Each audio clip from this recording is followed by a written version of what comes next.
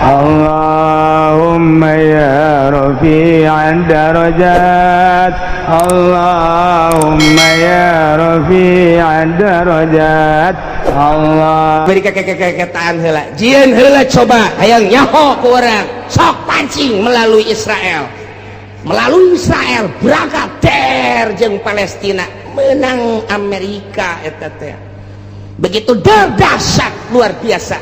Nah Palestina supply dar hanya 9 hari Israel kabur, tinggal cek Amerika angkat ulah bahaya ya bahaya, kita cari dulu lain eureun neangan kelemahan kos gitulah ieu keur carita yal bisakum syi'a wa yadhiqa ba'dakum ba'sa ba'd, disiksa ku Gusti Allah ku diluhureun geus dihandap geus melalui tsunami siksaan kurang kumaha dahsyatna sabaraha juta manusia anu disiksa ku Gusti Allah titah iman ka Gusti Allah tapi tetep bae teu iman dibere ku Gusti Allah. Awas cek Gusti Allah dua deui hiji perbedaan golongan nomor kedua titah ngarasaan antara golongan antara negara antara bangsa ribut peperangan modar kan kaharti apa puyeng nyeuneh teh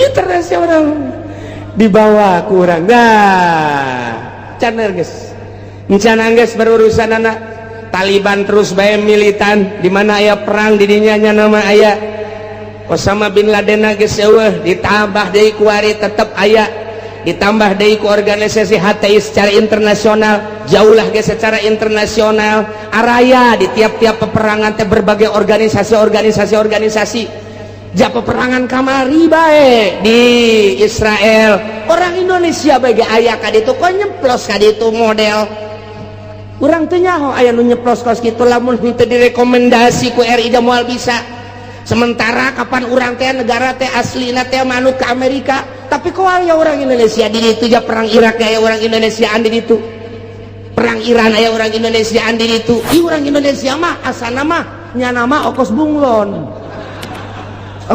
ya nama bisa kade-kade tuh batak Indonesia lain lalagaan ditakuti ku orang Amerika teka caritakeun orang Palestina di Palestina aya orang Malaysia teka caritakeun di Palestina aya orang Thailand teka caritakeun di Palestina aya orang Korea tapi orang Indonesia mah aya di ditu malah keur waktu perang kamari multinasional aya nu nembak begitu dibuka ieu na ieu penyet irung.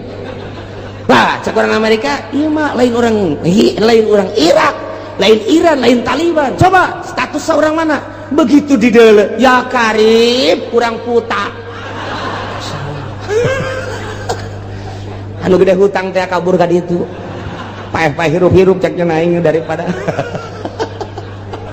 Indonesia sangat diperhitungkan, masya Allah. Tak poso ribut poso nasional teman-teman. Tapi berbau internasional saha nu lempang ka poso ternyata aya sababaraha organisasi dilarang ku pemerintah tetep bae datang ka ditu namun teu datang ka ditu poso terus-terusan nu dipencit ustad teh nu ditembak kiai teh anu dipanah nu dipedang datanglah organisasi ti urang padahal teu dimeunangkeun ku pemerintah poso-poso bae datang ka ditu ngibarkeun bendera perang siap meuli bejakeun ku kula organisasi nu mana ngan nyana minta izin ka kula. Bawa sombong amat ya, sekali-sekali sombong lah. Ini kubah Indonesia mah kos gitu. Eta di Palestina bae aya, di Taliban teh aya. Ya Allah ya Rabbi, nu mantak aneh. Eta pan kudu make kapal udara, haju kudu make biaya. Pan eta teh, atuh make non gitu ngaranna birokrasi perjalanan anu luar sekedangkeun steril. Oh steril luar biasa. Mau kemana? Tujuannya apa? Tapi aya kan di situ. Masya Allah, mantap kek, mun perang deh kurang diajakkan itu. Naik naon cenah kiai ngojay. Paeh di laut asana ya mah. Mana perang geus malodar. Indonesia. Ulah sembarangan di Indonesia mantap diperhitungkan ku Amerika. Sangat diperhitungkan Indonesia mangke bae perangna terakhir bae cek danas. Tetap di perangan mah di perangan terakhir. Asana bangsa Haji Makmun mah paeh ti heula. Moal kaburu nya nama geus. siksa ti Gusti Allah. Leletikanana di urang antar kampung, leletikanana ti urang antar desa, leletikanana ti ku urang antar kiai. Kunaon eta? Lantaran boga kahayang. Kiai ieu ngayakeun ieu, kiai ieu ngayakeun ieu, teu harmonis, ribut kiai jeung kiai. Syi'an wa yudhiqu ba'dakum ba'sa ba'd. Hayang rada gede melalui organisasi-organisasi. Hayang gede deui melalui parpol. Cerita tentang perbedaan di parpol anu geus teu aneh deui, kuari makin dibesar-besarkeun, makin digede-gedekeun. Urangnya ketika PKB naik beuh sabaraha nu paeh saat harita.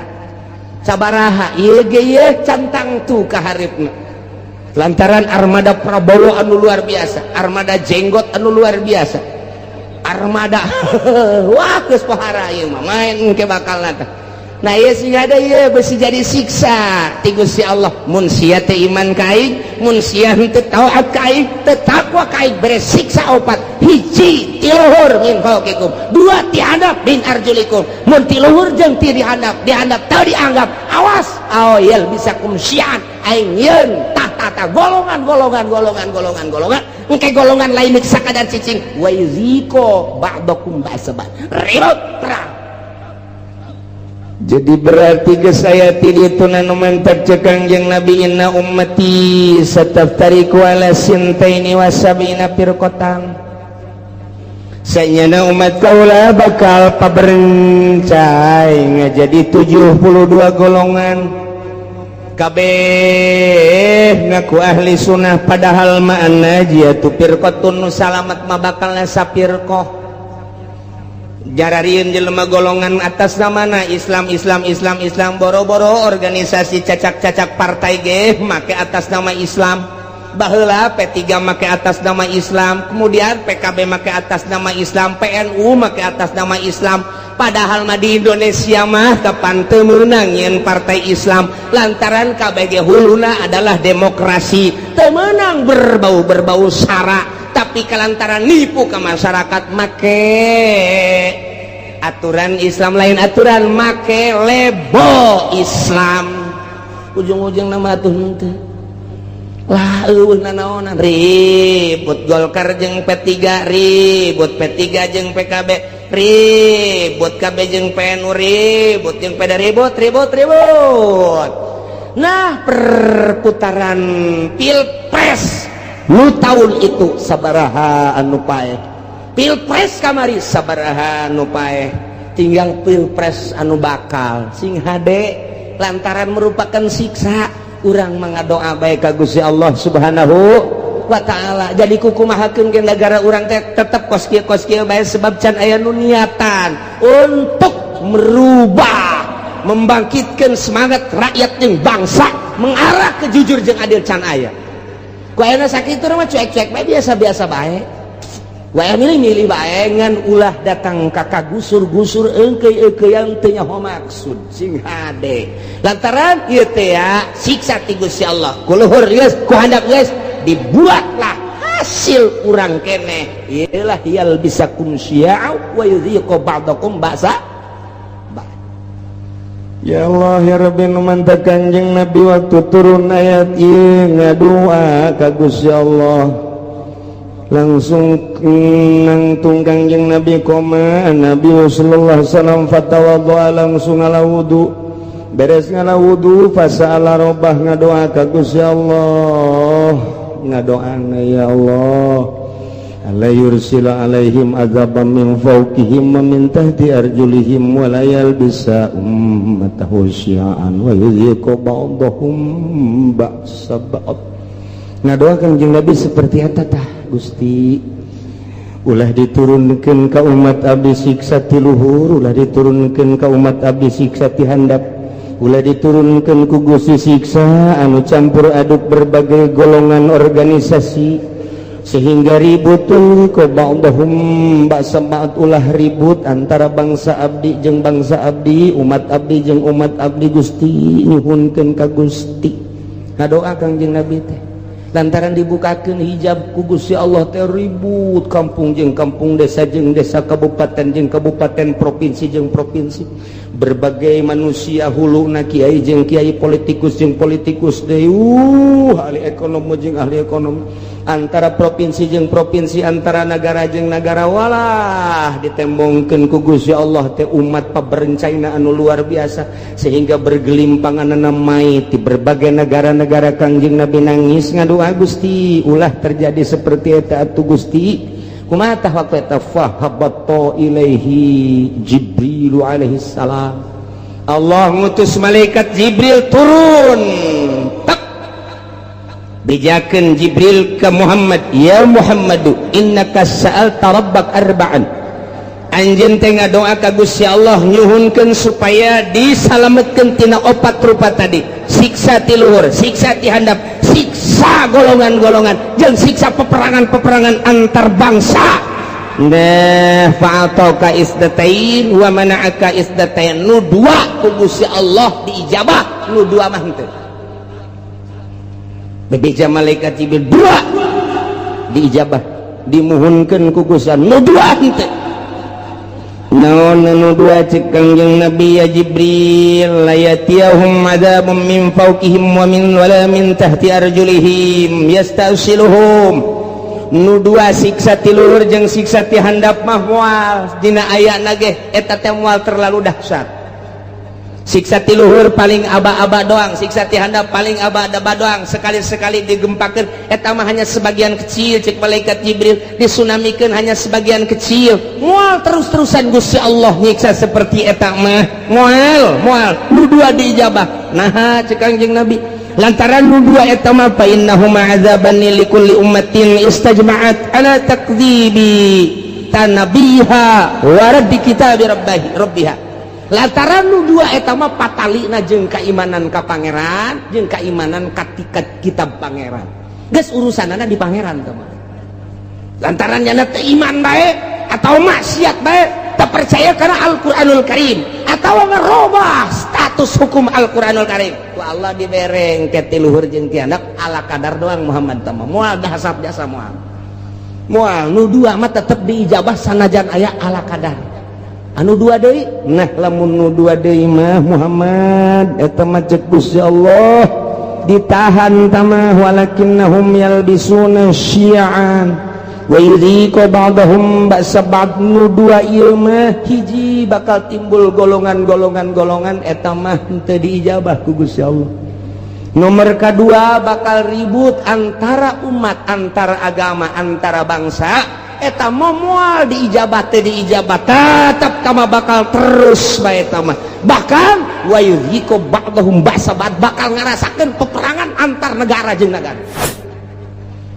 Geus aya ti ditu nu mantak ahli tafsir mah ketika perang Irak Amerika teh aneh, ketika perang Libya teh aneh, perang deui Palestina teh aneh, lantaran geus aya dina Al-Qur'ana awyal bisakum syi'an wa yudhiqu ba'dakum ba'sa ba'd. Masyaallah ya manu dua mah teh Kanjeng Nabi naros Jibril nah anu dua ieu kok henteu diijabah, padahal mah poharaja saya mah merupakan siksaan wa hazani azabani li ahli al-iqrar bil kutub wa tasdiq bil anbiya, lantaran nyana percaya ka kitab, percaya ka nabi ngan nyana teu make kitab jeung teu make nabi, lantaran nyana percaya kana Al-Qur'anul Karim dimusabakohkeun mulai tingkat RT datang ke tingkat nasional, datang ke tingkat internasional, Quran dimusabakohkeun antar negara, Pakistan, India, Mesir, Irak, Iran, Arab, oh timbullah juara satu dipake henteu kahiji. Nomor kedua percaya bahwa Nabi akhir zaman adalah Kangjeng Nabi Muhammad, di berbagai negara diakui bahwa Muhammad adalah Nabi akhir zaman, la nabiya ba'dahu, dari Nabi sabada Kangjeng Nabi, tapi teu pernah diikuti ajaran-ajaran Kangjeng Nabi, bahkan dikatukangkeun nyana teh make ajaran manusia, ajaran jelema ku nafsuna bae. Nah ieu mah bakalna peperangan mal eureun-eureun. Iyalah geus dinyatakeun dina Al-Qur'anul Karim, urang kuari ngarasakeun percis jasa mulai antar sekolah lantaran teu ka Allah, guruna teu ka Allah, muridna teu ka Allah, ribut ka jenting kumaha. Antara lembaga ribut lantaran teu ka Allah, antara yayasan ribut lantaran teu ka Allah, antara organisasi ribut lantaran lain neangan ridho Allah, hanya semata-mata neangan pitayeun doang. Antara parpol ribut lantaran henteu lillahi ta'ala, henteu aya misi ikhlas, kabeh ge semata-mata hanya jang dirina doang. Nah iyalah bakal mual eureun-eureun siksa nu dua mah. Hiji yal bisakum syi'a, bakal timbul golongan campur di dieu. Nomor kedua geus aya golongan yuziqu ba'dakum ba'sabad, golongan nu ieu nyerang ka nu ieu nyerang ka timbullah peperangan, baik di kampungna sorangan, di nagarana sorangan, atau antara negara bakal terjadi teu bisa tamah lantaran doa Kanjeng Nabi teu dijabah nu dua ieu. Tinggal kudu kumaha atuh cak sahabat kami lamun aya di negara kemudian situasi geus model kos kitu ya Rasulullah.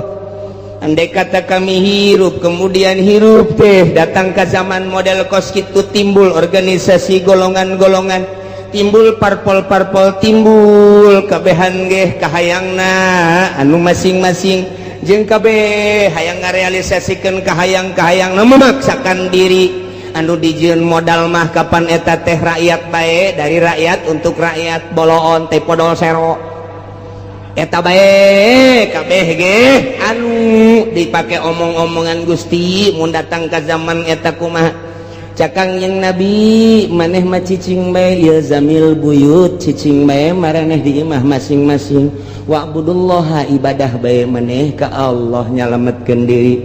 Ulah milu engkeuy-engkeuyan jeung jelema kos karari itu kajen teuing nu kitu mah kitu bae. Cak sahabat atuh engke nagara kudu kumaha? Engke ge aing nyieun, engke bakalna kesatria cak Gusti Allah. Saat aing deuk ngararapih nagara eta di mana geus kacau, engke aing bakal nyieun kesatria rijal bahasana. Engke rijal ku aing ditimbulkeun anu gagah nu luar biasa, engke ge moal kaharti ku otak-otak manusia saat eta. Bakal mimpin bangsa, mimpin umat, mimpin negara di luar konstatir manusia. Engke ge bakal ditimbulkeun ku aing tah ke geus aya kesatria, bakalna ke kakarak umat nuturkeun satungtung can aya kesatria mah ulah waka. Cek manusia engke cirina kumaha Gusti eta kesatria nu bakal mimpin bangsa model kos kitu teh? Cirina deuleu bae engke si Semar. Bakal boga ponggawa opat manehanana teh kabeh ge khawarikun lil adat. Deuleu engke si Semar cak Gusti Allah. Ah manja cenah. Kanjeng Nabi geus nyahon ka Semar. Ya Semar mah belah dieu tah zaman kamari tah zaman Wali Sanga Semar mah tah mimiti aya wayang gelar kedua, wayang kulit katilu, wayang golet. Jadi nya kok Kanjeng Nabi nyahon ka Semar. Ai sia otak teh diteunden di dengkul bleon. Wayahna coba tunaikeun ka dada. Ye si Semar teh eta teh adalah lambang seorang wali. Hiji si Semar masa lilana tilok make baju. Nomor kedua nya nama lamun lempang tilok rurusuhan. Nomor katilu di mana lempangnya nama luak liuk bae. Eta si Semar kos kitu. Jeung deui tara bertindak di mana-mana encan musyawarah jeung si Cepot. Sia seuru sok tongton meureunnya. Tetepnya nama kudu musyawarah heula jeung si Udel jeung si Cepot jeung si Gareng, tetep musyawarah ke masukan tidinya. Berarti nyana nama tilok turun langsung kege aya tangan-tanganna tetep ahli Allah bae. Kitu jadi didukung ku para ahli Allah. Geus lamun make bajuna hurung herang keneh lain si Semar tah mah. Geus urang teh angan ke calon presiden anu henteu make baju. Siapa bodoh jasa siapa? Aduh bodoh jasa teh angan ke calon presiden anu henteu make sepatu. Jangan coba anu make sempak doang. Mantap biasa ieu mah. Atuh geus bae ku urang duetkeun Oma Irama jeung Rita. Ya Karim ya Allah ya Rabbina ye ku Kangjeng Nabi disilokakeun engke ge aya ahlullah al-arif billah nu bakal mimpin negara. mantak baheula teh kurang kumaha gagahna di Indonesia berbagai kerajaan-kerajaan coba Sunan Rahmat diutus ku Gusti Allah dilanjutkeun ku para sunan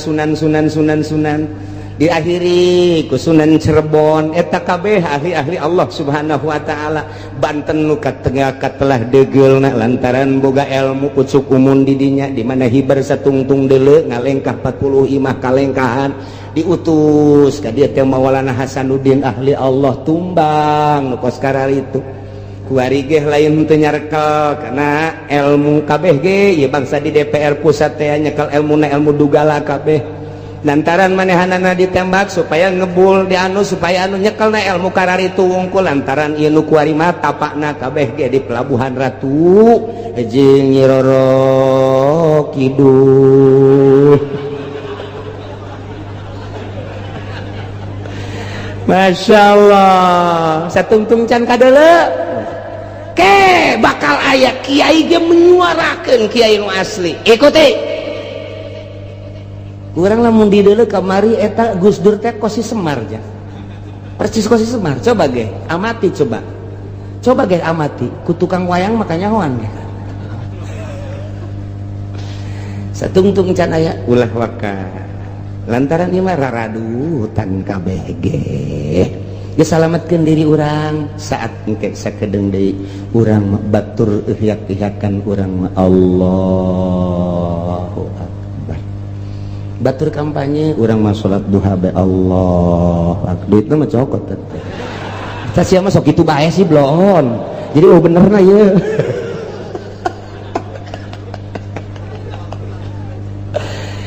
tah jadi urang kuari alhamdulillah sanajan bari jeung saminggu sakalinya ho urang informasi akurat ti Gusti Allah Subhanahu wa taala khususna dakwah ka umat di Mekah baheula umumna kuari ka urang balerea ternyata ketika ditegor didakwahan ku Kanjeng Nabi teu iman teu percaya datang ka kiwari ge kitu bae bakal dibere opat rupa hiji azabam min fauqikum tiluhur bentukna engke mungkin hujan mungkin bae gledek mungkin kilat mungkin hujan batu badai dan lain sebagainya angin topan angin beliun dan lain sebagainya atawa tiana mancercai gempa erosi dan lapindo kabeh jadi embek nah ieu ditegur ku kitu masih kene maksiat bae ka Gusti Allah bakalna ditimbulkeun yal bisakum syi'an nah nu jelas mah nu dua mah ku Gusti Allah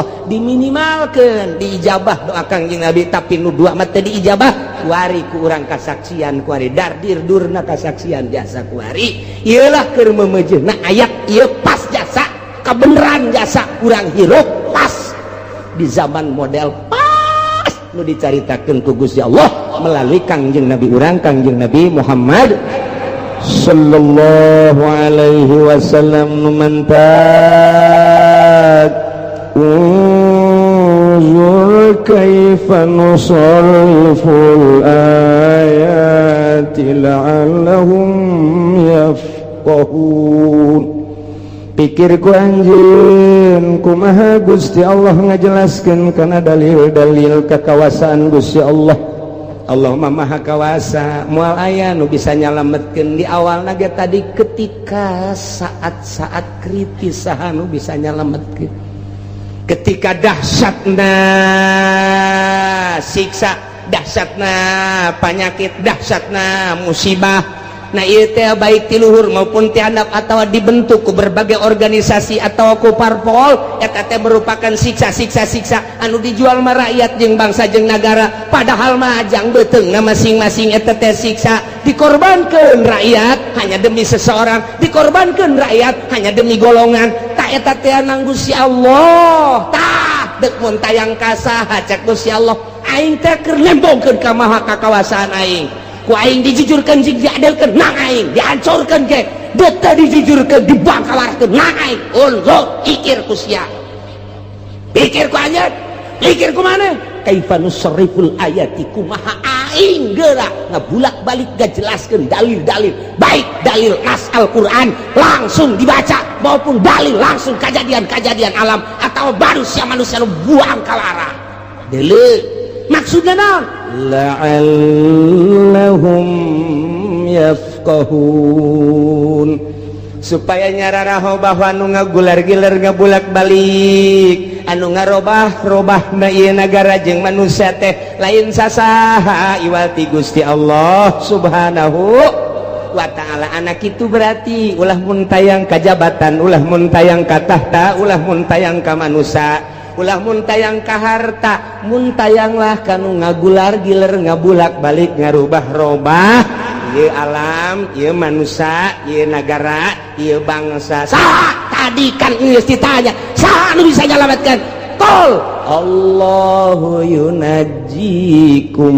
Nu bakal bisa nyalametkeun mah Gusti Allah Subhanahu wa ta'ala. Setelah urang nyaho nu bakal nyalametkeun Gusti Allah engke ge Allah mere sabab ka manusia ka satria, nu bakal nyalametkeun bangsana engke ditimbulkeun ku Gusti Allah ahli Allah anu selalu ka Allah bae. Beurang jeung peuting mentana ka Gusti Allah ke manusia ge bakal paham kana caritaan-caritaan kesatria eta. Ialah seorang waliullah nyana nyamaran engke aya di nagara, engke aya di pedagang, engke aya di petani, engke aya di kalangan cacah, engke aya di kalangan menak, selalu aya nyana mah hadir diakui ku berbagai lapisan masyarakat. Etalah engke nu bakal mawa bangsa jeung negara di tiap-tiap negara masing-masing, baik di Indonesia maupun di luar Indonesia. Amerika nu selalu jadi musuh sebab Yahudi kadinya, komplotan etalah nu bakal jadi musuh biang keladi lantaran didinya bakal nate timbul Yahudi anu bakal jadi sasaran. Ketika ayat kesulitan-kesulitan anu terjadi di masyarakat, baik kesulitan-kesulitan alam kadeleuna kumaranehanana, aya angin, aya batu, aya hujan teureun-eureun, aya badai, aya gempa minimal lini erosi, kemudian aya tsunami, atawa sandang pangan mahal, atawa paila, atawa keributan-keributan. Nah, panyakit-panyakit coba tah ketika kos kitu saha anu bisa ngaleungitkeun jeung nu bisa nyalametkeun? Bejakeun Muhammad ke ahli Mekah, bejakeun. Coba Muhammad, Kangjeng Nabi teh titah nanya ka para ahli Mekah khususna mayunajikum min zulumatil barri wal bahr. Saha coba nu bisa nyalametkeun ka aranjeun kabeh ketika aya zulumatil barri wal bahr? Artina zulumatil barri teh popoek berang, popoek daratan, atau popoek lautan, merupakan suatu kedahsyatan siksa. Sok geura andai kata tengah peuting anu poek, kemudian aya mega ditambah di kapoekanana lantaran bulan bintang, ditambah deui ku angin anu menggebu, terus teureun-eureun macam kituna sebagai siksa. Saha bejakeun anu bakal bisa nyalametkeunana? Keur carita hakikat atawa di lautan nya, di jero laut nya peuting nya aya bega. Bayangkeun ku urang ditambah di ombak anu luar biasa naik ka darat, atawa di laut anu keur naik parahu, naik sampan, naik kapal, atau anu keur ngojay. Nah, ieu saha nu bakal nyalametkeun saat-saat seperti itu? Bejakeun ka ahli Mekah. Coba bejakeun ka ahli Mekah, coba saha anu bisa nyalametkeun? Eta keur carita hakikat kaayaan alam seperti kos kitu. Urang mah nyarita teh kejadian alam ngadanya si bule. Henteu bae urang menyokot aslina. Eta teh aya nu nyieun kikituan teh Gusti Allah Subhanahu wa ta'ala. Teu semata-mata kos kitu Gusti Allah, mun teu disababan ku urang sebagai penghuni bumi. Sok geura ge bejakeun saha tah nu bisa bakal nyalametkeun? Moal aya nu bisa atuh kabeh ge. Ketika ditanya kos kitu mah kabehan ge moal aya nu bisa lantaran aya jelema naik kapalna oleng luar biasa dahsyat keur carita oleng lagi diberitakeun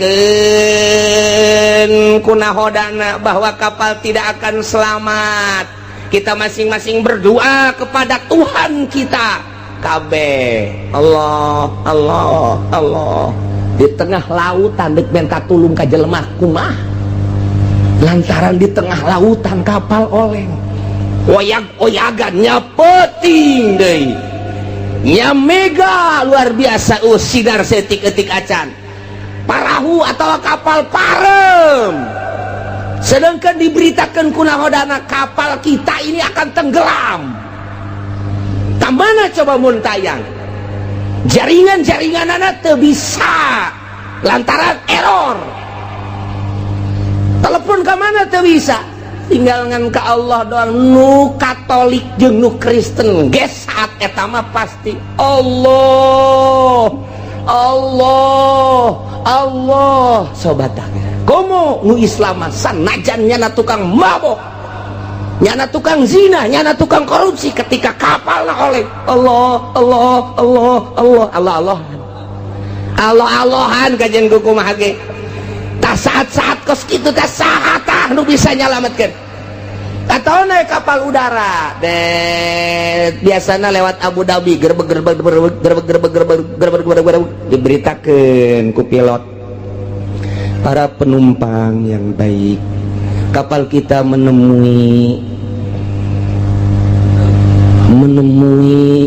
masalah sebab cuaca buruk di keatasin ini gelap, di kebawahin angin besar, ditabrakin ke sono. Kita masing-masing berdoa saja, rasanya cak pilot rasanya waduh aing geus dah deuk pilihan eueuh deui.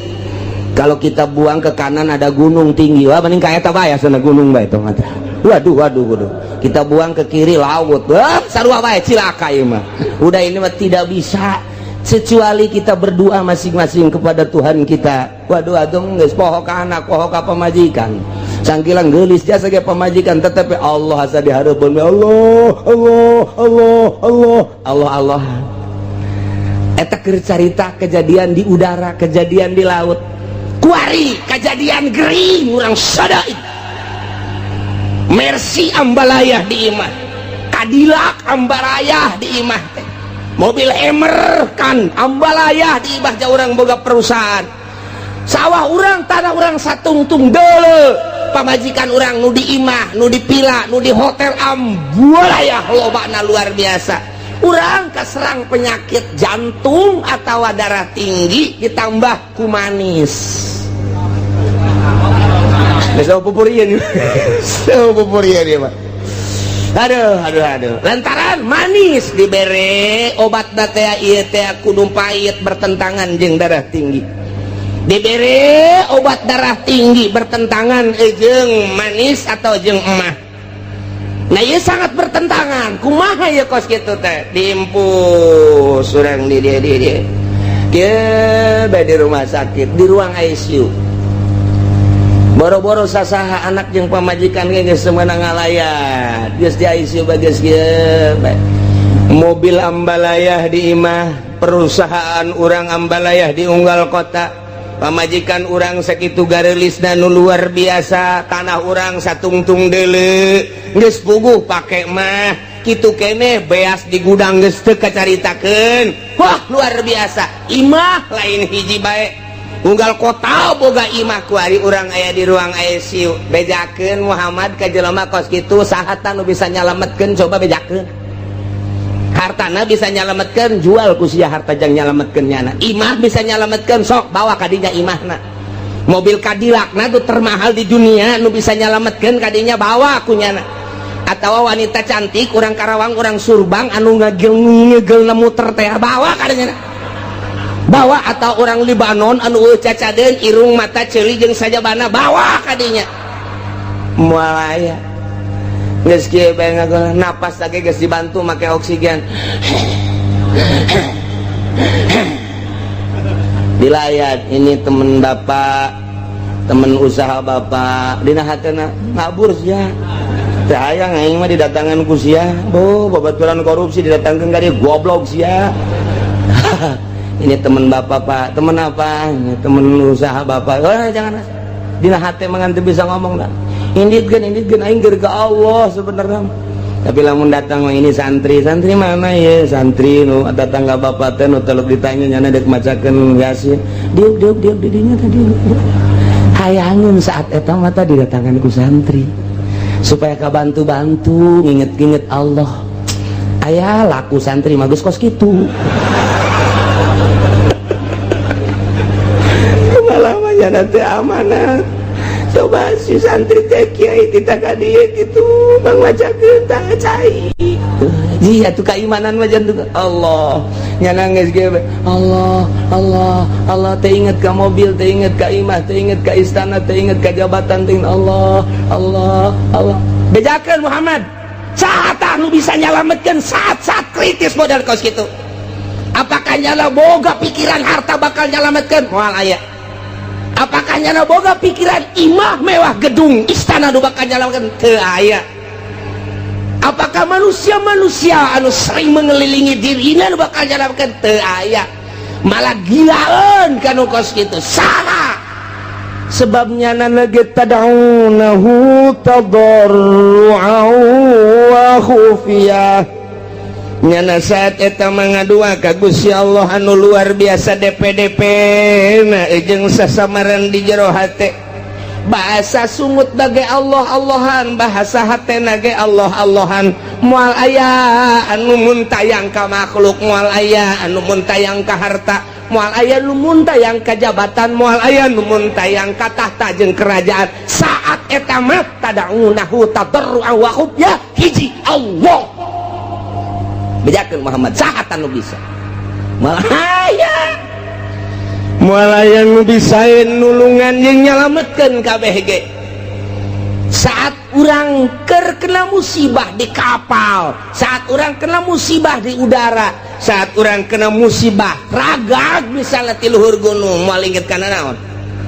Urang naik gunung, mendaki gunung ke tebing tek di luhur, kemudian raga gandap moal inget kana naon. Allah modar sia. Saha bisa nyalametkeun saat eta. Dadung tinggal dadung, jelema tinggal jelema, moal aya nu bisa nyalametkeun. Tah. Urang teh dititah teh saat-saat keur henteu kakenaan musibah. Saat-saat keur teka kenaan ku syadaid gering misalnya kudu nol seperti eta. Nu mantak waliullah teh bisa nolkeun seperti jelema-jelema nu kekenaan ku dahsyatna penyakit nol nya pikiranana. Tak urang teh supaya nol teh sanajan urang kadeleuna bergelimang dunia, sanajan urang kakenaan teh kitu keur sehat, tapi hati orang nol. Tah cara etalah ahli toriko mere ka manusia guru mursyid supaya di jero hati teh ulah aya harta, supaya di jero hati teh ulah aya makhluk, supaya di jero hati ulah aya nafsu. Dinolkeun sakumaha urang keur kakenaan musibah sangat kritis. Waliullah mah bisa demimitian ku hudang peting, kemudian zikir ka Gusti Allah sapoe sapeting dua peting sebulan setahun mulai dengan cara tersendiri tertentu meunang ngabimbing guru mursyid, mulai cuek lalaunan ka makhluk, mulai ka dunia, terus kabelah dina biasa-biasa bae dinolkeun. Padahal awakna sehat, padahal teu kakenaan ku dahsyatna musibah, tapi di dirina geus nol seakan-akan kos kakenaan musibah. Nah etalah waliullah teh kos kitu, padahal sehat awakna. Hatena eueuh deui nu bisa nulungan iwal ti Gusti Allah. Aing mah mun tayang ka Gusti Allah ngaaplikasikeun iyyaka na'budu wa iyyaka nasta'in ka Gusti wungkul abdi ibadah jeung ka Gusti wungkul abdi nyuhun pitulung eueuh ka saha sugan ka makhluk henteu, sugan ka dunia henteu, sugan ka jabatan henteu, sugan ka jin henteu, sugan ka jurig deoneo henteu, sugan ka batu combong teh henteu, sugan ke batu anti tembak sapira batu pakai nyin imah habak hiji be Allah tadarru awaku ya tak kos kitu tawali teh perbandingkeun gue bisakeun urang begitu urang mah aya bisa geus gagoler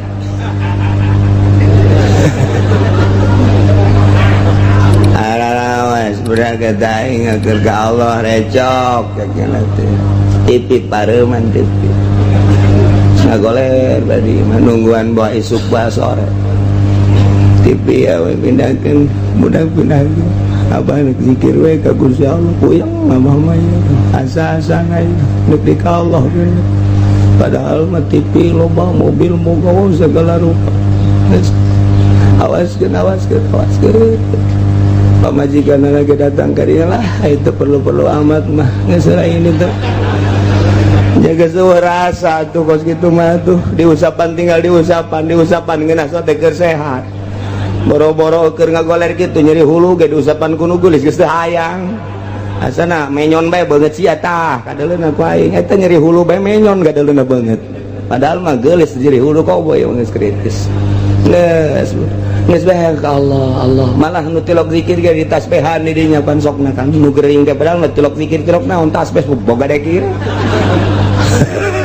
ceknya nama tasbih meureun bisa nulungan henteu tasbih mah itu dipake mah tu tasbih tinggal tasbih bisa dibabeteun ku jurig bisa tasbih mah itu dipake Allah napas kaluhur Allah geus sebab kanyerinya luar biasa geus lain hayang sosonoan jeung awewe geus lain hayang leurempangan make mobil mewah geus lain hayang barang dahar makanan menu anu lazat lain ieu mah hayang nangis ka panggih Allah bae lain hayangan asa geus dihareupeun we Allah saha anu bisa moal aya badak urang kuari ngaji teh tah supaya urang bisa pasrah kadanan kuari bisa pasrah matu engke saat urang kritis ji urang ge bakal modar sarua bae emang karang sana kumaha meureun saking mah masih kena SMS-an kana tolol teu budak mun bisa mah kuari mun teu bisa engke saat urang ngagoler Muhammad bejakeun saat anu bisa nyalametkeun moal bisa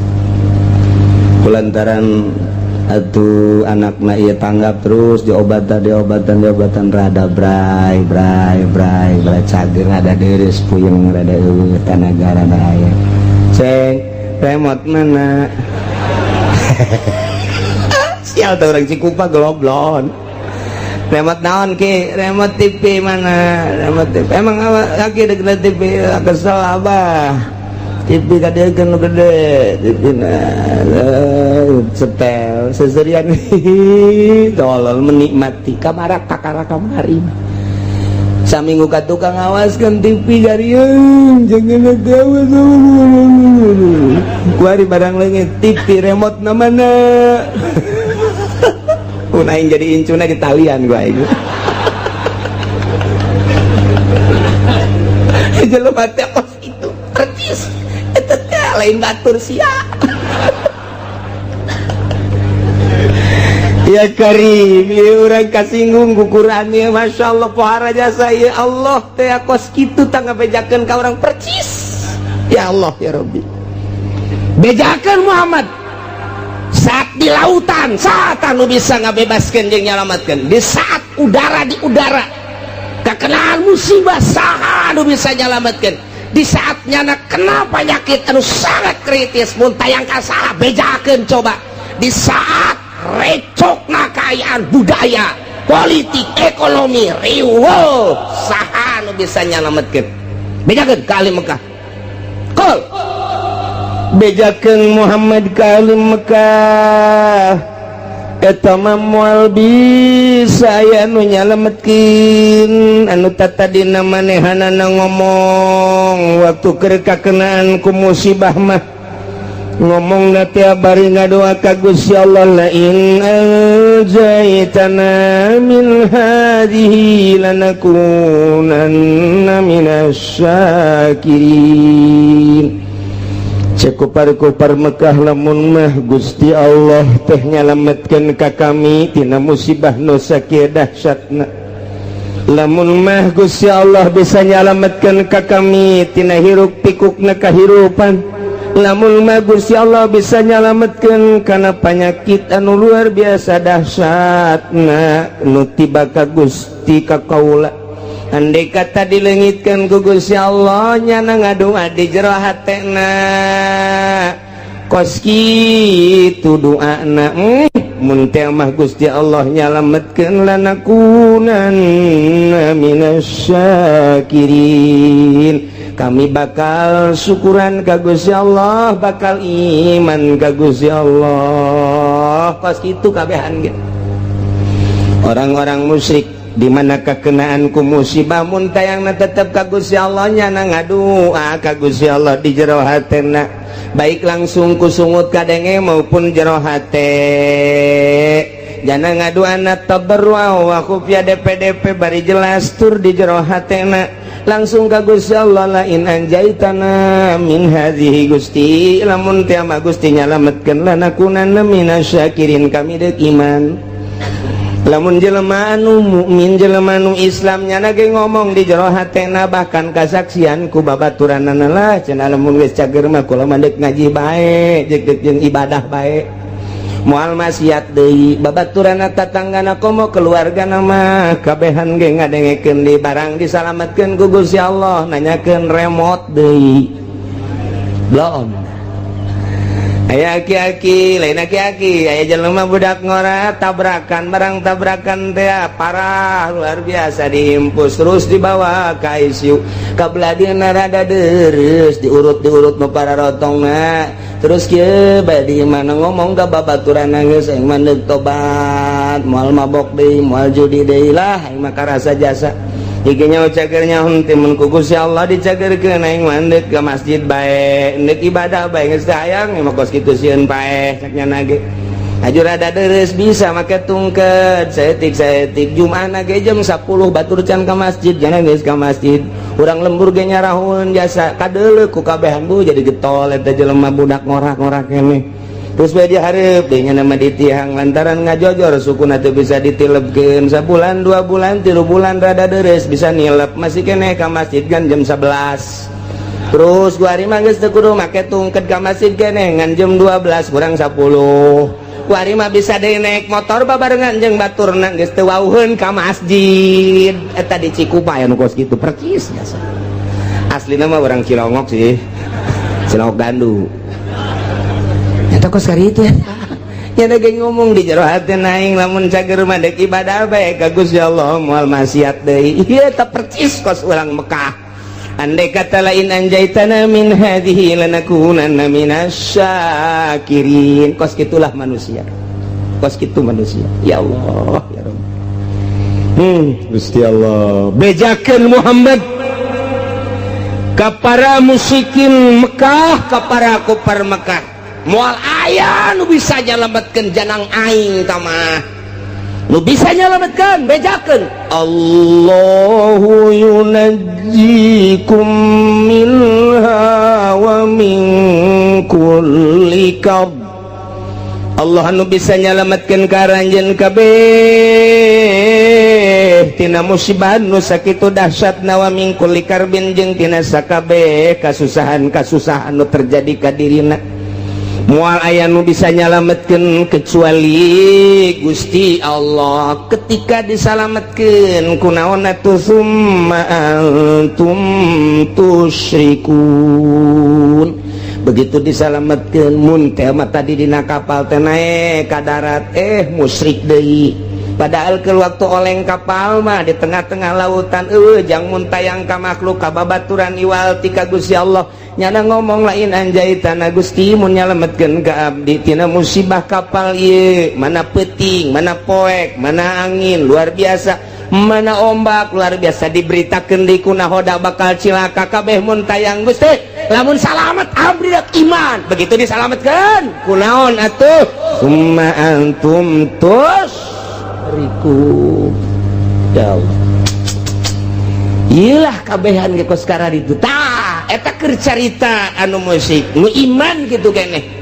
Jero kapal teh kos kitu bae Gusti, abdi mandek ibadah bae ka Gusti, lamun teh mah ku Gusti disalametkeun geus moal maksiat lantaran payah geus asa dihareupeun mata bae. koyak-koyakan kapal teh geus luar biasa. Geus deui pake kaingat hiji we Allah Allah Allah Allah Allah Allah Allah Allah napas kaluhur kahandap Allah Allah Allah Allah disalametkeun ku hari ku Gusti Allah. Datang kanggar datang ke pantai biasa salamet seserian deui endahan ngan sakadar dongeng doang nu tadina nyana ngomong di jero hatena Gusti lain anjaitana lamun Gusti nyalametkeun abdi mah rek ibadah. Begitu datang deui ka darat nonton TV deui percis kos karar itu. Masya Allah kari ieu kadeuleu ku mata urang kajangan jasa boh tatangga boh babaturan ulah waka ka tatangga ka babaturan diri urang heula kitu pisan diri urang pernah janji baheula Gusti pedagang blok nyeun imah 2 tingkat pagerna luhur jasa tekadirian ku batu mobil salin ganti pakaian bulang pereleng luar biasa dahar sakung maha kahayang nyana luar biasa maju usahana blek melian tanah gere gering jual tanah nu itu gere gering terus keneh bae mobil jual tinggal imah doang jual imah ge ya aya istilah lah harta mah tatalang raga jual kabeh anak lagi bah jual bae bah lah nu penting abah cager tanah nunang melian beak mobil menang melian beak kabeh perusahaan ge ambruk tinggal imah-imahna nu pagerna luhur teh 2 tingkat jual kuari meuli nu sederhana gering can cager keneh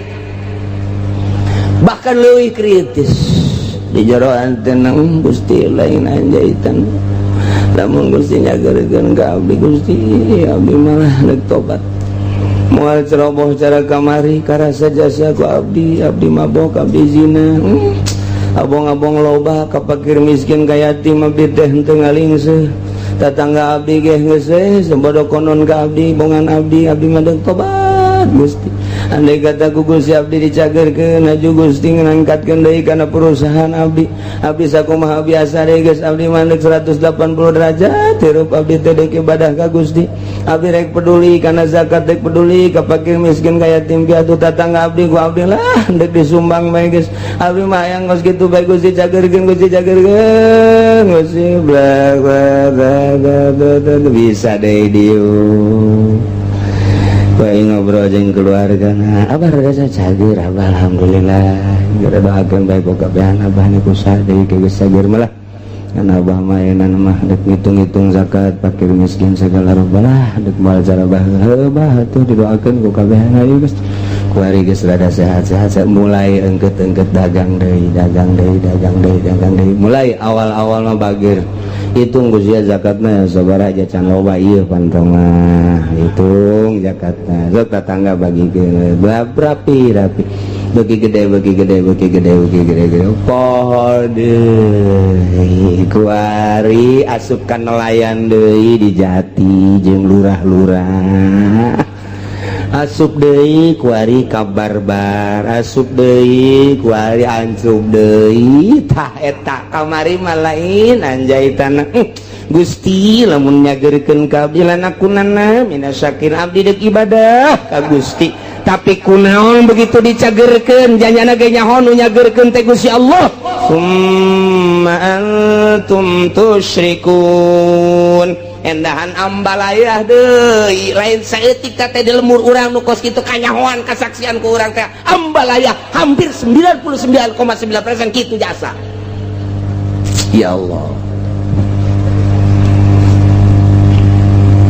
bejakeun Muhammad qul huwal qadiru ala an yab'atsa 'alaikum 'adzaban min fawqikum aw min tahti arjulikum aw yalbisakum syi'an wa yudhiqa ba'dakum ba'sa ba'd Muhammad bejakeun ka para kafir-kafir Mekah lamun terus bae musyrik ka aing teu percaya kana ajakan anjeun teu iman kana ajakan aing cek Gusti Allah bakal nurunkeun siksa 4 perkara supaya katembong ku balerea kakawasaan aing ka maha dahsyatan aing ka maha sagala-galaan aing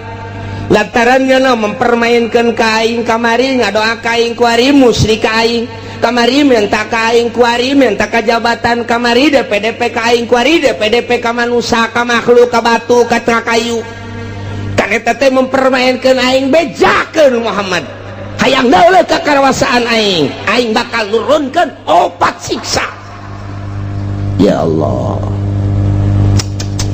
qul bejakeun Muhammad wal qadiru ala ayyab'asa alaikum adaban aing maha kawasa aing bahasa gala-gala cak Gusti Allah lamun kitu bae petana aing bakal nurunkeun ka makhluk khusus ka urang Mekah umumna ka saha bae siksa 4 perkara bener hiji azaban min fauqikum siksa betimbul ti luhur bentukna engke aya hujan teu eureun-eureun nya poe hujan banjir ka buah caah siksa wae atawa hujan batu cara ashabul fil di batuan atau hujan es buah deh datang ke buah rarusak atau poek teren kilat sing jeleger ditambah deui ku geladek sing jeleger datang ka teu daya teu upaya siksa ti aing min paukiku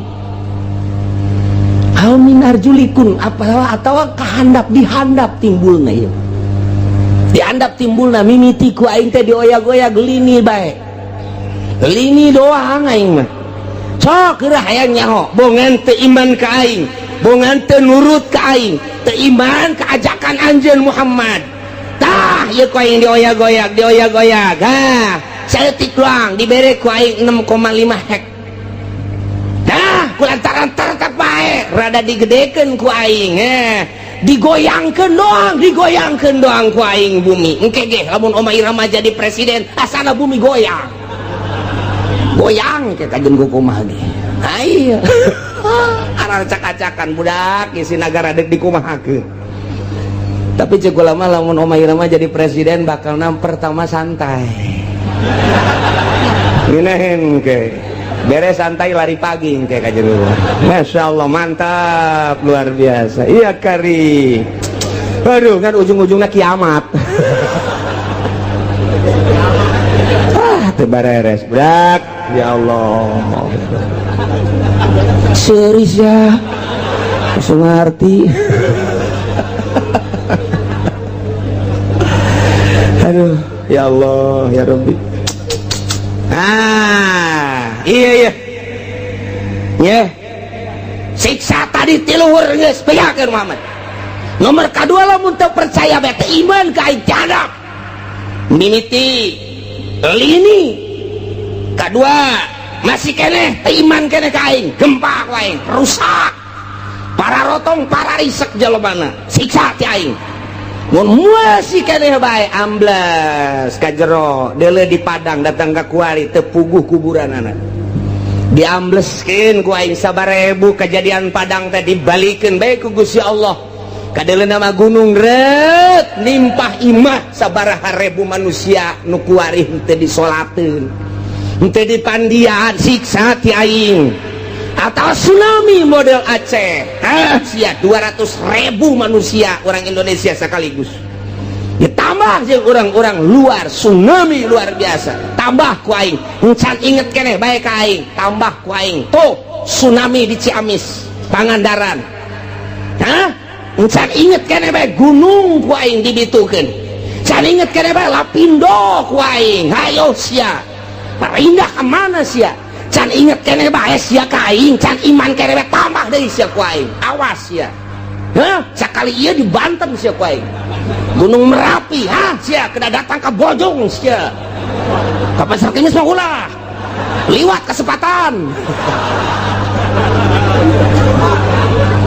Ya Allah, ya Rabbi Gusti ya Allah tuh, saya Gusti Allah ayo sia. Nah, mun teu ti luhur ti handap. Mun masih keneh bae teguran ti luhur enggeus ku Gusti Allah, masih keneh teu iman keneh bae atawa masih keneh muara syat keneh bae teu pernah bae jelema nu sugihna teh ngazakat, teu pernah mentolerir ka jelema fakir miskin kaya yatim piatu, geus ditegor ku Gusti Allah. Ti luhur geus ditegor ti anak masih keneh bae ditambah deui sia ku aing. Kumaha? Jiu fitanun yatslu ba'duha ba'dan lan teka pirang-pirang fitnah kang maca sabda setengah fitan kang maca sabda setengah ya umat badan ing setengah tajiu hal teka fitnatun apa fitnah pada kulul mu'min kang maca sabda kang mu'min hadhihi tuhlikuni utawi kila fitnah iku bakal ngarusak ya hadini izun tumatan kasibu kari-kari nari mailang ya fitnah atau ya hadihi tajiu fitnatun dan tegapa fitnah kanggawane fayakulu magangu cabya mu'min hadihi hadihi tawi kila iki fitnah iku hadihi ikila iki fitnah kang ngarusak aman ahaba maka utazaba manikum ikadaman yaman ayu zahzah ingin taden gitu usir yaman atau dena doakan yamanan nari saking neraka unukolata dan panjingakan yaman al jannata ing surga kaltatihi fitnatahu maka becik nekani ing mana fitnatuhu fitnah yaman wa huwa yuminu maka tafal tadi imbang kabecik tegah ing mana fitnatuhu fitnah iman wa huwa yuminu billahi wal yawmil akhir halal tayaman iku ngimankeun yaman ing Allah lan ing dina kang akhir wal yati ilan nasi billadzi lan becik tegah yaman maring manusia kalawan ngagawa kalawan billadzi kang yuhibbu demen ya ladzi ayu ta ilaihi nyata den tegane apa ilaihi maring ladzi wa man daya imaman lan utawi zabawang kubiataman ing imam fa'atahu akan ngawekeun ya manu ing imam sabqata yadihi ing gitu sabqata ing cekelan tangannya ya siman salaman tangannya ya siman wa samrata qalbi lan ing buatin ya siman fal betul maka becik nurut ya manu ing imam ini statu alamun kawasaya siman fa'in ja'a akharu yunazihu maka lamun tegapa kang wane kang malawani akharu ing imam fadribu maka pada mukul suraka bi'unukul akhar ing gulune kang wane wakana Abdullah bin Umar yakulan ana sabab Abdullah bin Umar iku ngucap ya Abdullah hati hoya ane sultan nurut sirahu ing sultan ya ane najai Abdullah ing sultan itu atilah ing dalam taating Allah asilan ilayan sirahu ing sultan di masyatilah ing dalam masyating Allah wala badul ulama ngaji suap setengah ulama wal muradu biqali fadribu yang terkadang karapakan kalan ucapan kanjing Nabi ngucap menabat fadribu wanakal akhar wa azluhu wa kharuhu laqatluhu wa matuhu yawi iya murad iku macate akhar wa kharuhu tegesi macate akhar ngabedali akhar orang matani akhar tegesi ngamatani akhar wala badul lan ngucap setengah ulama al muradu bih taikan eka bukan bihi kalawan gitu kaulihi fadribu kotorasi iku megatkan sirahe iya akhar wa idha bu nafsilan ngilangkan napase wa idha bu nafsilan ngilangkan napase akhar yadulu ala hadha qawlu alin kang ngedukun ala hadha ingatasi kila qawli apa ucapan kang Nabi bihdi akhar dalam hadis kawan fadribu bisayib kainam mangkana maka mukul siragabe ing akhar kalawan pedang ikut tenemo aman kana saban awang kang tenemo yaman wa huwa zahirul hadis lan utawi ya qalu fi hadis al-akhar iku zahirul hadis lakin syurita bidzalika yakun al-awal adlan wallahu alam tapi dan syaratkan dalam mangkono mazkur perintah apa kang awal iku kang adil wallahu alam Biduja tapi dan syaratkan bidzalika ing dalam magana madhkur apa yakun awal yang tanah apa sultan kang awal iku adlan kang adil wallahu alam uti Allah iku kang maha uninga.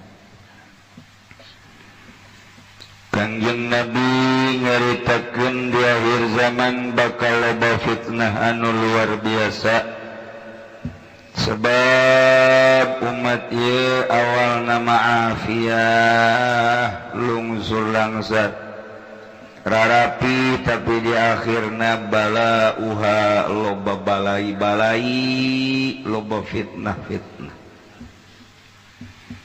Sahur Kangjeng wataji'u fitanon bakal datang berbagai fitnah yatslu ba'duha ba'don nu bakal macakeun sawarehna ka sawarehna deui. Woi, engke mah bakal anu woi bakal anu tapi tata geus diomong-omong ke. Jadi bejak di beja-beja kedeula kos kolot urang baheula. Kolot urang teh baheula teh nang ti mana meureun eta bahasa-bahasa kolot masih kadedengekeun keneh bae. Engke masih lalaki jadi bikang jadi lalaki eta bahasa kolot baheula. Sia lalaki bakal jadi bikang bakal jadi lalaki, hartina lalaki kos awewe kos lalaki. Mulai tak tekebel buk panjang lalaki bukna panjang, awewe bukna para rendek. Eta omongan kalau teh nyata jasa. Nyata. Engke mah sia pakaian lalaki jeung pakaian awewe teh atuh sapake, lalaki awewe kuari. Kaos sapake, celana sapake, atuh sepatu sapake, geus sapake bae malah mun urang keur naik mobil teh aju aya nu naik motor boncengan bisa tetebakan lagi tebikang coba saya. Lagi tebakang aya ada laki. Oh bener laki. Barang turun teh aya susuan. Tuh salah sia berarti. Tak eta teh tetebakan naon kolot baheula mah bisa. Engke mah di sawah teh di sawah sia eta dia bakalna uluh tangkal listrik loba jasa di sawah lain tangkal pare diganti ku tangkal listrik arti menyama di sawah ya tangkal listrik ge lain tangkal pare orenganan jadi perumahan ieu atuh sawahna diganti engke mah jelema dagang teh dagang imah sia imah didagangkeun dipikir ku urang mah digotongan imah lain atuh dijieuna di mata kolot baheula nyararata jasa masyaallah luar biasa. Engke mah partai nyaritakeun partai loba, engke bakal saeutik ke di akhir bakal loba deui, partai ke bakal saeutik deui ke bakal loba deui. Itu bararagus mah bagus nah kabeh ge makin kali itu makin jore bae dileutikeun jore dibawakeun jore. Kolot baheula geus ngomong teh heula. Sagala rupa ke siram geus aya kali ngujur ngulon tamah caina lain bakal jadi cai biasa. Bakalna getih tamah nu nyaianana. Lamun engke bakal pemerintah jieun kali ngebat kulon ket wetan, ti wetan ka kulon.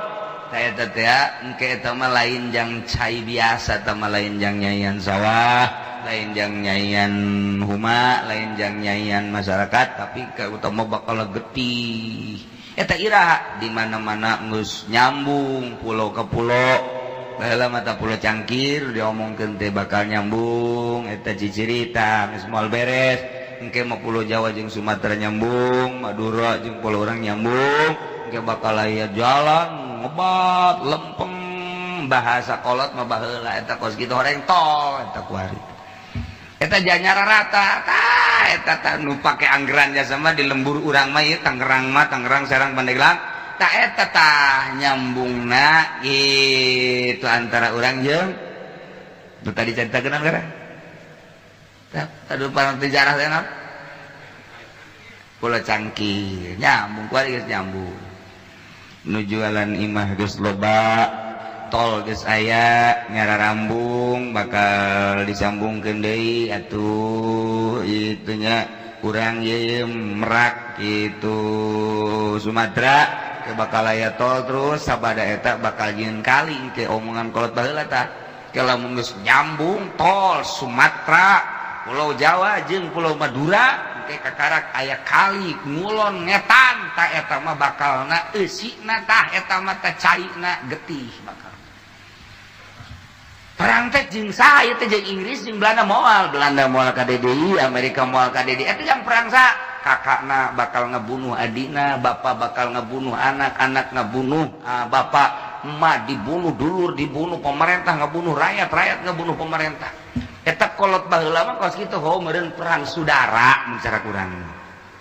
Dia cirikeun bae ke bakal dijieun ke kali ngebat di mana geus beres direncanakeun ge. Asal geus nyambung Madura, Jawa, Pulau Jawa jeung Sumatera ke bakal aya kali ngebat tidinya beres ngabangun lila ngabangun puluhan tahun. Nah eta ke bakal aya perang saudara nu dahsyat luar biasa, saling membunuh. Eta mah ciri doang. Berarti perang saudara anu bakal nya. Gitulah kolot baheula eta nyahoan jasa tah fitnah teh dibacakeun Kangjeng Nabi mah nyaritakeun kieu. Engke bakal kafratu wala zina, anak zina loba jasa bakal nagara ge dipimpin aku anak zina, imam masjid ge anak zina, bakalna imam Jumat anak zina, di kantor-kantor anak zina, nu jadi presiden ge anak zina. Cak Kangjeng Nabi bakal kos kitu mah nya, henteu mah nya ja ku ari anak zina malulu atuh. Pertikahanana atuh teu bareres pan beureum jadi anakna anak zina geus puguh nu zinah nama ku ari ge loba jasa masalah sebab anak zina ngaji Quran bagus ku ari jadi imam atuh geus mulai disababaraha musola mah anak zina eueuh masalah ngan eta ucapan Kangjeng Nabi bakal kos kitu di akhir zaman teu bakal loba anak zina nu mingpin salat ge anak zina, kantor anak zina, presiden ge bakalna anak zina. Naieu tajiu fitanun yatslu ba'daha ba'dan dibacakeun ku sawareh umat ka sawareh deui. Engke bakal loba nu mabok teh geus jadi kebiasaan. Pemuda geus mabok kuari mah ningkat deui lain ngaeuweuhan mabok teh budak SD mabok. SD mabok terus mararabok rusak akal urang dengan berbagai dalil kumaha bae. Mungkin serangan Amerika, mungkin serangan pokoknya mah gitulah keayaan anak mabok jelema lain makin eueuh tangkap kuari ditangkap hiji tumbuh 10, tangkap hiji tumbuh 100, tangkap terus bae sa Indonesia merabok pahara jasa mabok identik jeung zina, mabok zina judi terus bae buat eureun-eureun ke bakal lomba judi riba cek Kangjeng Nabi kasratur riba engke mah kuari mah munggah haji bae bisa teriba munggah haji urang teu bisa teu make bank berarti kan main riba terus riba dagang riba haji riba segala rupa riba nementak eta teh geus umul bawang kena sahabat naroskeun Gusti Rasul eta ku loba-lobana riba engke urang kumaha atuh haram gitu cukup nyokot jang ukuran ibadah ka Allah bae jang ukuran dahar nginum jang cukup ibadah eta geus salamet sakitu bae ge leuwih tidinya cilaka. Tayyalah tajiru fitanun yatsru ba'daha ba'dan bakal datang berbagai fitnah nu bakal ngomongkeun sebahagian ka sebahagianna deui geus diomongkeun tajiu sayati Kangjeng Nabi geus nyaritakeun bakal datang tah kuari urang tahun 2000 pas jasa naon nu diucapkeun ku Kangjeng Nabi di tahun bangta 1400 kali tuna makin mantap makin loba makin dahsyat fitnah teh mantap kadina tajiu fitnatun datanglah fitnah fayaqulul mukmin cek jelema mukmin asana hadhihi tuhlikuni fitnah ieu asana nu bakal ngarusak ka urang aduh asana bahaya engke sumatan kasih pulas eueuh deui engke watajiu fitnatun datang deui fitnah fayaqulu cek mumin asana fitnah ieu nu bahaya mah hadhihi aduh asana ieu nu bahaya mah ieu eta selalu kitu bae kuari urang teh lamun anu memang henteu mikiran kana kasalamatan di akhirat mah dak pilkades mulai ustad di barara duit kiai di barara duit atuh ustad ondok mah seseuria ondok teh seseuria asa menang asa untung tapi kapan ari anu mikiran engke kumaha di akhirat mah pan ieu teh sogokan nu kos kieu ngaranna pikiran nih aing salamatan tempat ieu disogok ieu milih salah teu milih salah asana rusak ieu ku pita ieu tah nu bener mah si kiai si santri si masyarakat teh mikirna asana rusak ku pita ieu mah kelas eueuh de jol pilkada leuwih gede ieu mah leuwih gede seserian pan anu sok ka pendopo mah mantep lumayan 3 juta saminggu sabulan atau antri di ditu teh cak anu kos kitu mah seserian buhahe tapi cak anu mikir mah asana fitnah ieu nu bahaya mah ieu duh kamari mah leutik ieu mah leuwih gede asana bahaya dah datang ka harian las eueuh datang pilgub lumayan kuari bae ge Tangerang teh geus kabagi 2 kiai teh aya Kiai Wahidin aya Kiai Atutin sabagi 2 kuari teh kadeuleu ieu Kiai Wahidin jeung Kiai Atutin lain deui mah lamun buringas Kiai Atutin eta lamun anu bangsa kieu eta Wahidin eta mah kitu diserang di Pandeglang Kiai Ustad geus kabagi antara Yan Kosimul Kiai baena Wahidin wa Atutin jadi geus kabagi 2 kuari ge sebagai itu motorna ge lamun diselat teh atut lamun Wahidin mah mogok Wahidin mah eta kos kitu wah fitnah bagi anu raramean mah anu asa meunang geus heheotan bae tapi nu mikiran aing salamatan teh di akhirat ku kos kieu teh ieu pan bisa dipertanggungjawab ieu teh sogokan teh ieu teh halal apa henteu sih duit kos kieu mikiran nya asana ku ieu aing rusak ieu bahaya ieu beres eta las eueuh pilpres leuwih gede teureun-eureun kitu jeung kitu bae tajiu fitnatun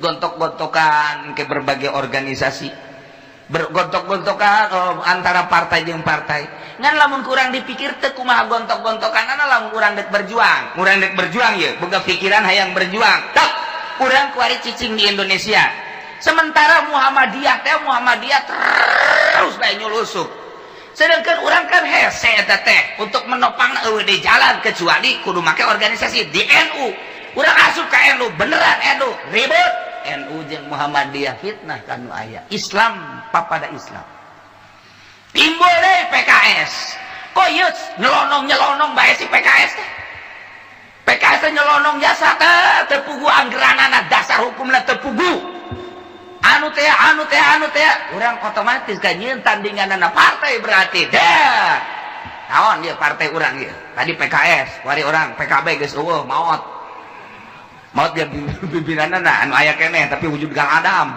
iku bae tah urang lamun deuk berjuang mah eueuh deui lantarannya nyulusup ka birokrasi atuh urang ge kudu main birokrasi kurang teh kudu ditandingi ku urang sedangkan ditandingi teu eureun teu repeh lain deuk ngabajukeun nagara ieu jajah hayang-hayang hebat dirina ribut piributeuan teh loba jasa diantepkeun ku urang eleh urang teu diantepkeun ribut deuk kumaha coba ndek kumaha coba kos kuari ye mun diatepkeun bae orang NU kaserang ye ku Muhammadiyah lamun diatepkeun bae organisasi NU teh kaserang ku Muhammadiyah nyana masuk melalui birokrasi geus lain nyaritakeun demokrasi deui nyaritakeun hukum dibawa ku nyana tah ieu geus bahaya jasa ka aya zaman Gus Dur bahkan ulah aya unsur-unsur hukum demokrasi bae hukum mah cekelan di organisasi bae kuari mah ngarayap lamun ngarokok diharamkeun melalui kitu birokrasi berarti kan geus ngarayap lamun tolak tilu jadi hiji melalui birokrasi kan geus berarti geus diserang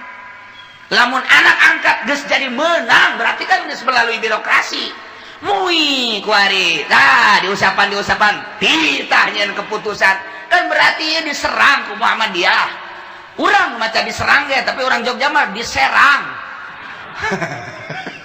diserang kalau inget Haji Muhadi bae maca koran di dia hari Senin Bupati sedang apel diserang apa ya di dia maca koran ini diserang bagaimana ya ada apa ya mana coba lihat diserang bukan diserang oh iya diserang ada Bupati hari Senin apel diserang sama apa diserangnya serang sia ulah serang atuh salah maca bae bahaya tah ieu caritana urang ieu mun nyaritakeun perjuangan nyeri hate teh nyara terus bae nyulusup NU na ieu HS bae ngees serangan partai dengan saukur ngaranna doang partai Islam P3 partai Islam PKB partai Islam naon deui geus seperti geus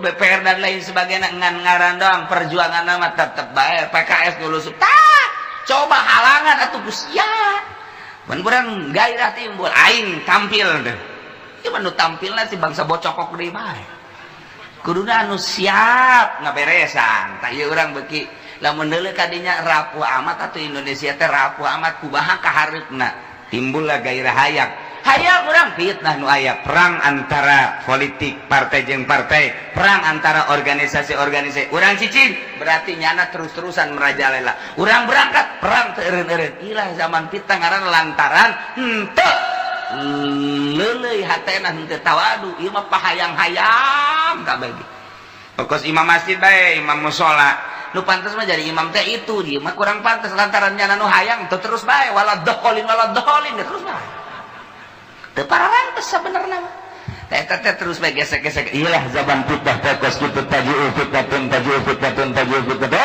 ieu terus teu eureun-eureun fitnah moal eureun-eureun terus bae ieu mah mantak lamun keur mikiran kieu amat ieu sih padahal bupati naja kurang kumaha tapi geuningan gerak-gerakan bupati anu kitu keneh tah ieu teh deuk iraha atuh pembisik-pembisik mantak naon atau bisiki maka bisikan-bisikan agama ternyata nu deukeut jeung jelema gede teh pernah ngabisiki agama boro-boro ngabisiki agama korenyana lagi atuh teu nyahoan ka agama ieu beuki hancur fitnah kadituna beuki ambalaya atuh engke mah meureunna nu nyahoan ka pangeran meureun nyahoan maraca buku bae jeung di laptop bae terus bae belajar teh make televisi make kitu buku kabelah dina koran untuk make belajar langsung ti guru geus waktu fitnah makin fitnah kuarin nu oleng otakna loba jasa anu nyokotan wiridan ti buku di wirid nyokotan buku nyokotan wiridan ti televisi nyokotan wiridan ti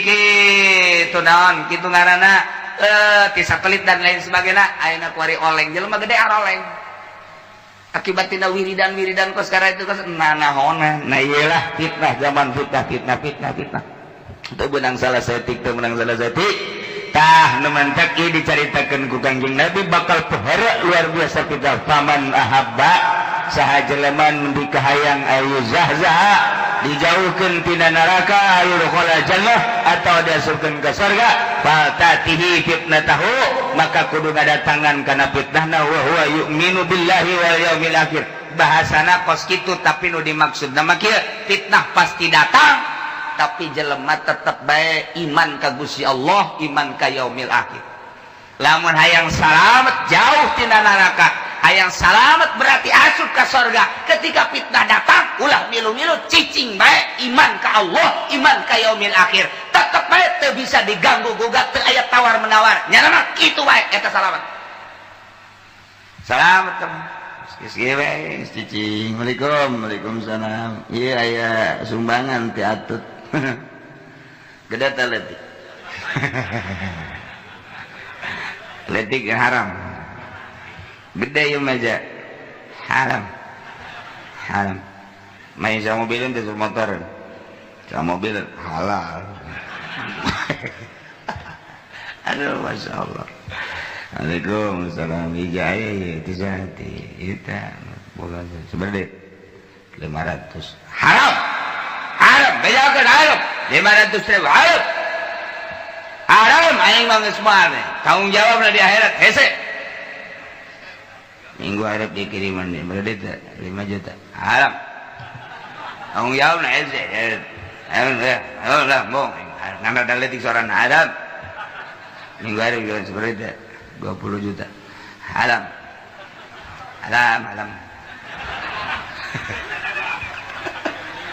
iki banding jadi 50 halal budak 50 mah kembali apaan sakan urut-urut bae mah halal tamah lamun 50 juta deui bae pidato ya kiriman dolor atuh naon hesena sapira milih atut da kula laki kitu ku bikang kitu atuh masalah aja dipimpin ku saha bakal kitu-kitu kene geus maningan atut bae teruskeun eta 10 juta kenceng sorana eta 10 juta kenceng jasa ke 5 juta mancan pati kenceng tapi kalau 10 juta kenceng 100 juta gitu 100 juta kencengnya mun 1 miliar mah sana pegata urat pegat asana 1 miliar mah eta tolol aja saya kuari kiai teh lepas dari kalah dan menang lepas dari begitu atau tidak begitu haram tina jihad milih awewe lagi geus haram tapi ieu kajeun ka masyarakat mah bodoh ieu kiai nu nyaho hukum kolol lagi tolol deui tama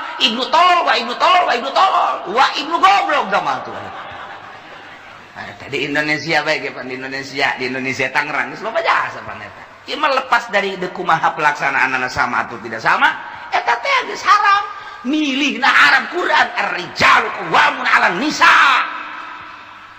teman jadi pemimpin layak lalkom tak bisa diganggu gugat lamun datang pita seperti eta kemudian manehanana teger baik haram baik selamat sorga tanu geus kitu lamun dak dia datang dak dibere duit hanya halal lalkom sia neraka bari kurang dipresentasikan nih mah di Tangerang Serang jeung Kabupaten Pandeglang kiai nu kabeuli jeung nu teu kabeuli lobaan mana suarana lobaan nu kabeli berarti lobaan kiai nu ka neraka cak masyarakat tadi aing mah teu jadi kiai we ka neraka kumaha sia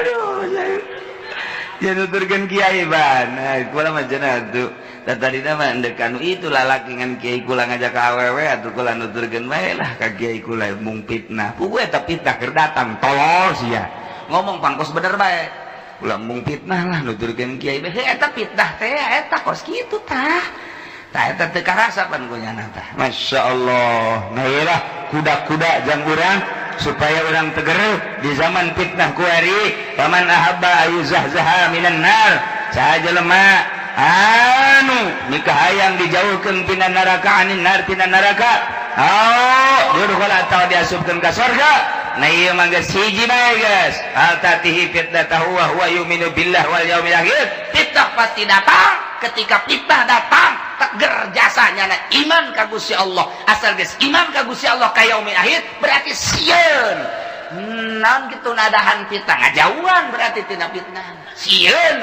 iman ka Allah iman ka yaumil akhir berarti geus tidak mentolerir terhadap fitnah-fitnah kos kitu ngajauhan tina fitnah nyalamatkan diri menuju ridho Allah subhanahu wa ta'ala wal ya'ti ilan nas billadhi yuhibbu ayyuta ilaihi nyana datang ka manusia mawa kekuatan diri nu sakumaha didatangkeun ka dirina pokona mah nyana kitu-kitu bae keur sodangan kitu keur babarengan jeung manusia kitu bae geus percis kos dina engke bakalna kos tengah peuting aya damar percis kos dina sirah anu bulu buuk da hideung aya hiji yang celing teteh naon ngaranna huis bakal kadeuleu ge lamun urang teger dina agama sieun ka Gusti Allah iman ka Gusti Allah berarti sieun ngajauhan tina fitnah di tengah-tengahkeun berajalelana fitnah bakal percis kos tengah peuting aya damar kadeuleu ku sasaha sinarna percis kos tidak sirah kitu buukna hideung aya huis hiji yang celing hiji bakal kadeuleu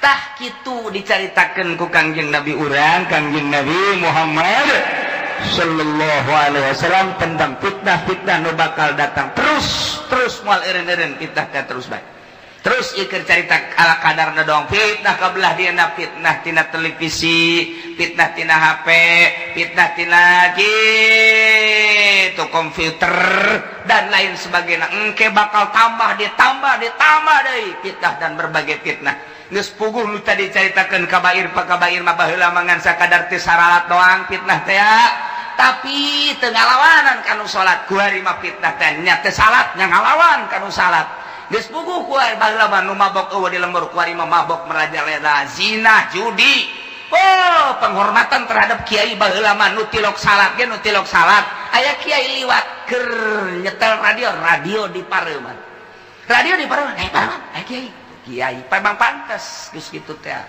kuari mah aya kiai tah digedekeun nah aju kiai na joget deh atuh mantap atuh ja kiai na ge ceramahna ge mawa keyboard henteu kumaha coba atuh ja kiai na ge ceramah ge joget ieu atuh di imah kiai na ge TV atuh aya 5 pan paranti nyana paranti pemajikan paranti anak paranti tamu wah ambalayangan teu jualan TV doang tak kiai fitnah jeung fitnah terus makin kaditu makin parah. Terus disapirakeun bae ku kiai teh, HP dianggap enteng, televisi dianggap enteng.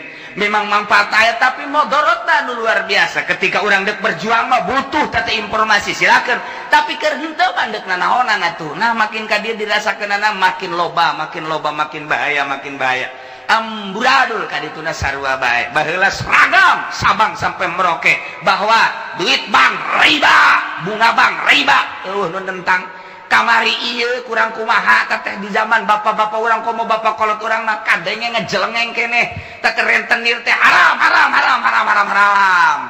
Bunga bank haram Sabang sampai Merauke di Indonesia ulah nyaritakeun internasional nasional seragam kabeh mulai teh aya hiji dua halal ditukil ku kiai make jamul jawame bahwa bunga bank teh halal di jamul jawamean. Masya Allah ku berani teh geus teu kudu dilawan tah mah suku sia jamul jawamean goyatul usulan los leg-leg ku sia tapi urang mah geus boga anggaran kurang kumaha Fathul Muin kurang kumaha kitab kitu naon ngaranna Ihya na Minhajul Abidina jeung berbagai kitab-kitab fikih bacaan bae geus kudu nukil-nukil bab saralah kuari tukilan-tukilanana. Sebab naon eta kos kari itu teh maksakeun kalantaran dirina aya di dinya tukil, dirinya aya di dinya di organisasi teh tukil, dirinya aya di dinya di perusahaan showroom nukil nyana. Jadi lain berbicara secara umum kumaha ieu secara umum malah aya nu ngomong kieu. Sabenerna mah eta teh riba teh tah nu diharam-haramkeun ku kiai eta teh cenah kiaina bodoh sabenerna. Aya nu ngomong kitu lagi kiai. Tama kiai na bodoh sebenarnya mah ieu teh ieu naon ngaranna bank eta teh sebenarnya mah perusahaan kiai nu sebenarnya mah showroom tak kredit eta teh sebenarnya perusahaan kiai santri teh kudu nama usahana kos kitu teh jadi teu capek tapi untungna gede nu sabenerna mah eta teh diciptakeunna kudu ku santri mun santri palalinter mah eta kiai anu ngomong kos kitu mudah-mudahan panjang umur teh batur kieu teh. Berapa yang urung bisa tobatna, Masya Allah geus kabali ngerjasa selidik horenganan kiai na anakna boga showroom. Atuh ai endek boga showroom mah ulah ngomong-ngomong kos kitu terus bae leg-leg ka apa ku kiai jadi orang koros mah tuh. Nah ieu timbul ucapan-ucapan fitnah jeung fitnah keur nyaritakeun fitnah tungtungna kiai jeung kiai fitnah ku teu seragam dina hukum teh maksakeun diri. Inilah di akhir zaman bakal loba fitnah terus moal eureun fitnah teh bakal terus menerus hiji jelema nu salamet tina fitnah anu iman ka Allah jeung ka yaumil akhir hartina tetep netepan dina sieun ka Gusti Allah Subhanahu wa taala.